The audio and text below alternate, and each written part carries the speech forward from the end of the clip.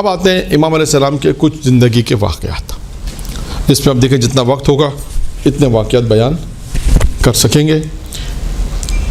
اچھا اب آئیے کہ ایک شخص دیکھیں، ایک اہم ترین چیز کی طرف میں امام علیہ السلام نے جو تعلیم دی ہے وہ بتانا چاہتا ہوں کہ ایک شخص نے امام کو خط لکھا، اور خط میں کیا لکھا کہ مولا دعا کی تعلیم دے. دعا کیا مانگنی چاہیے؟ امام کو خط میں لکھا کہ مولا آپ مجھے ایک دعا کی تعلیم دے کہ دعا کیا مانگوں. اب دیکھیے امام علیہ السلام نے دعا مانگنے کے بھی اصول بیان کی کہ دعا جب مانگنی چاہیے تو پہلے کیا کرے اور کیا دعا مانگے. دونوں چیزیں امام نے بیان کر دی کہ دونوں دو اصول. ایک ہوتا ہے نا کہ آپ دعا سے پہلے یہ مانگیں، دعا سے پہلے یہ کام انجام دیں. جیسے بعض روایتوں میں آیا تھا دعا سے پہلے درود پڑھیں پھر دعا مانگیں، ہے نا. امام علیہ السلام نے بھی اسی طرح ایک دعا سے پہلے کیا کرنا ہے، پھر کیا دعا مانگنی ہے وہ بھی امام نے بیان کر دی. اور اس کے بعد پھر دیکھیں اس کا پورا ایک نتیجہ امام علیہ السلام نے دیا. اب آئیے اس واقعے کو پڑھتے ہیں. امام علیہ السلام کو جب کسی نے خط لکھا، وہاں پہ راوی موجود ہے، اس کا نام ہے ابو ہاشم جعفری. یہ کئی آئے گا 2-3 مقامات پہ واقعات میں کئی جگہ پر ہے. یہ بہت قریب امام کا صحابی تھا، کئی واقعات اس سے منسوب ہیں. یہ بیان کرتا ہے کہ جب امام کے وقت خط آئے تو امام علیہ السلام نے دیکھیے کیا کہا کہ خدا کو پہلے چند ناموں سے پکارو. سب سے پہلے کیا کام کرنا ہے؟ خدا کو چند نام میں بتاتا ہوں کون سے. یعنی یوں پکارنا ہے، اے خدا تو سننے والا ہے، اے خدا تو دیکھنے والا ہے، اے خدا دیکھنے والوں کی جو عزت ہے، خدا دیکھنے والوں کی عزت ہے، اے خدا جو جلد حساب لینے والا ہے، اے خدا جو رحم کرنے والا ہے، اور اے خدا جو حاکم جو حکم کرنے والا ہے، جس کی طاقت سب سے زیادہ ہے. یہ 6 خدا کے نام ہو گئے. یعنی اس طرح پہلے انسان دعا میں پہلے یہ 6 یعنی دعا کرنے سے پہلے کیا کرے گا، یہ 6 چیزوں سے مخاطب ہے. اے خدا تو سب سے زیادہ سننے والا ہے، یوں کہہ سکتے ہیں اے خدا جو تو سننے والا ہے، یعنی تو سب سے زیادہ سننے والا ہے. اے خدا تو سب سے زیادہ حاکم ہے، تو سب سے زیادہ حکم کرنے والا ہے، تو سب سے زیادہ طاقتور ہے. اے خدا تو سننے والوں کی عزت ہے. اے خدا تو بہت جلد حساب لینے والا ہے. ٹھیک ہے نا. پھر اے خدا تو سب سے زیادہ رحم کرنے والا ہے. یعنی 6 خدا کے پہلے ناموں کو پکاریں. پھر 6 دعائیں ہیں. اس حدیث کو یاد کرنے کا طریقہ بھی میں آپ کو بتاؤں. 6 خدا کے نام 6 دعائیں، اس سے آپ کو حدیث بھی یاد ہو جائے گی. 6 12. اب دعا کیا مانگنی ہے؟ پہلے سب سے پہلے دیکھیں یہاں پر بھی سب سے پہلے امام نے بھی وہی قانون بتایا جو روایتوں میں، کیا پہلے درود پڑھو آل محمد پر. یعنی آپ نے اپنی دعا جو مانگنی ہے وہ پہلے درود پڑھی. اب امام دیکھیں اس کے بعد کیا کہتے ہیں، کیا دعا مانگنی چاہیے. خدایا میری روزی میں وسعت عطا کر. ایک درود کو کہ شامل کریں تو دوسرا نقطہ، پہلا درود، خدایا میری روزی میں وسعت عطا کر. خدایا اے پروردگار میری عمر میں برکت دے، میری عمر طولانی کر.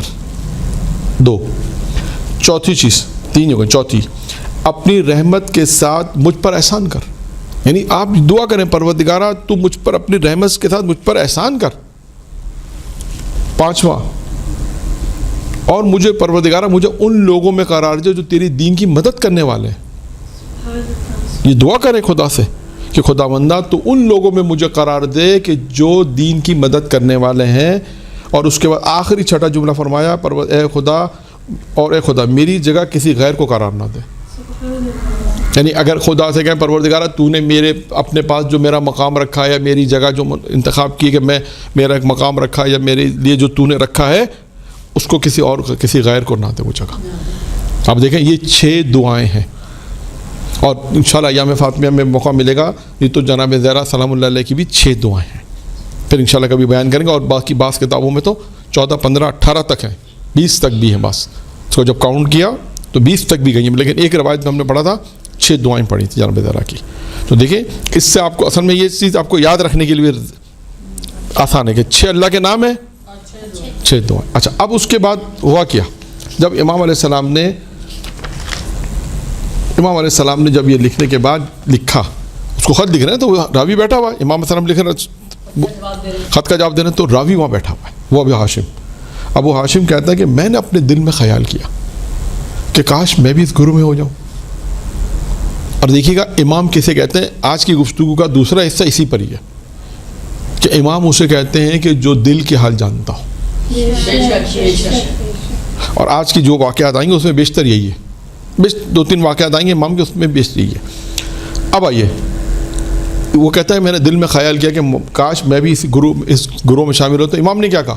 امام نے اس کی طرف دیکھ کے کیا کہ کہتا ہے امام نے میری طرف دیکھ کے فرمایا تم اس گروہ میں شامل ہو،